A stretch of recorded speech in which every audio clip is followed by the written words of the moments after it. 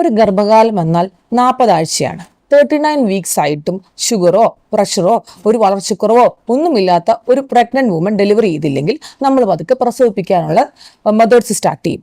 ഇതിനെയാണ് induction of labour എന്ന് പറയുന്നത്. യൂട്രസിന്റെ താഴ്ഭാഗമായി സെർവിക്സ് നീളം കുറഞ്ഞ് 10 സെന്റിമീറ്റർ ഡയലേറ്റ് ചെയ്ത് കഴിയുമ്പോഴാണ് ഒരു നോർമൽ ഡെലിവറി നടക്കുന്നത്. അതിനു വേണ്ടിയിട്ടാണ് ഈ ഇൻഡക്ഷൻ മെത്തേഡ്സ്.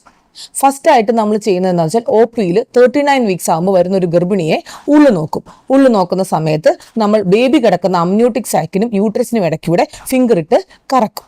ഇതിനെയാണ് മെംബ്രെയിൻ സ്വീപ്പിംഗ് അഥവാ സ്ട്രിപ്പിംഗ് ഓഫ് മെംബ്രെയിൻസ് എന്ന് പറയുന്നത്.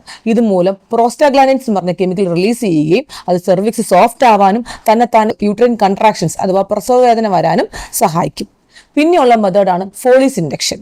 ഫോളീസ് കത്തീറ്റർ സെർവിക്സിന്റെ ഉള്ളിലേക്ക് കയറ്റി ആ ഫോളീസ് ബൾബ് സലൈൻ ഉപയോഗിച്ച് നിറച്ച് അത് സെർവിക്സിന്റെ ഉള്ളിലേക്ക് ഒരു 12 തൊട്ട് 24 മണിക്കൂർ വരെ വെക്കും. ഇതുമൂലം സെർവിക്സ് മെക്കാനിക്കലായിട്ട് ഡയലേറ്റ് ചെയ്യാനായിട്ട് ഇത് സഹായിക്കും. പിന്നെ ഉള്ളതാണ് പ്രോസ്റ്റാഗ്ലാൻഡിൻ ഗ്രൂപ്പ് ഓഫ് ഡ്രഗ്സ്. ഇത് മിസോപ്രോസ്റ്റോൾ, സെർവിപ്രൈം, അങ്ങനെ പല പേരുകളും ഇതിനുണ്ട്. ഇതിൽ മിസോപ്രോസ്റ്റോൾ എന്ന് പറയുന്നത് ടാബ്ലറ്റുകളാണ്. 25ന്റെ 50ന്റെ ഡോസ് ആണുള്ളത്. ഇത് 2 തൊട്ട് 4 മണിക്കൂർ വരെയുള്ള ഇടവേളകളിൽ ഒരു ദിവസം 3-4 ഡോസുകൾ കൊടുക്കാറുണ്ട്. ജെല്ലാണെങ്കിലോ സെർവിക്സിനുള്ളിലേക്ക് ഇൻസേർട്ട് ചെയ്യും. അത് ഒരു ദിവസം ഒരു തവണയാണ് വെക്കാറ്, 2 ദിവസം വെക്കാറുണ്ട്. അപ്പോൾ ഈ പ്രോസ്റ്റാഗ്ലാൻഡിൻ മെത്തേഡ് ഓഫ് ഇൻഡക്ഷൻ മൂലം ചിലർക്ക് ഒരു ഡോസ് കൊണ്ട് തന്നെ പ്രസവവേദന വരാറുണ്ട്, ചിലർക്ക് 6-8 ഡോസുകളൊക്കെ വേണ്ടി വരാറുണ്ട്. പിന്നെ ഉള്ളതാണ് വെള്ളം പൊട്ടിച്ചു വിടുക അഥവാ ആർട്ടിഫിഷ്യൽ റപ്ചർ ഓഫ് മെംബ്രെയിൻസ്. ഈ മെത്തേഡ്സ് മുമ്പ് പറഞ്ഞ മെത്തേഡ്സ് മൂലം ഒന്നും പെയിൻ വന്നില്ലെങ്കിൽ നമ്മൾ ബേബി കിടക്കുന്ന അമ്നിയോട്ടിക് സാക്ക് അവന്റെ മെംബ്രെയിൻ പൊട്ടിച്ചു വിടും. ഇതുമൂലം പ്രോസ്റ്റാഗ്ലാൻഡിൻസ് റിലീസ് ആവുകയും പ്രസവവേദന വരാനും സാധ്യതയുണ്ട്. പിന്നെ ഉള്ളതാണ് ഏറ്റവും അവസാനത്തെ പിറ്റോസിൻ ഇൻഡക്ഷൻ. അതായത് സ്ത്രീകളിൽ പ്രസവവേദന വരുത്തുന്ന ഓക്സൈറ്റോസിൻ ഹോർമോണിന്റെ സിന്തറ്റിക് വെർഷൻ ഉണ്ട് പിറ്റോസിൻ.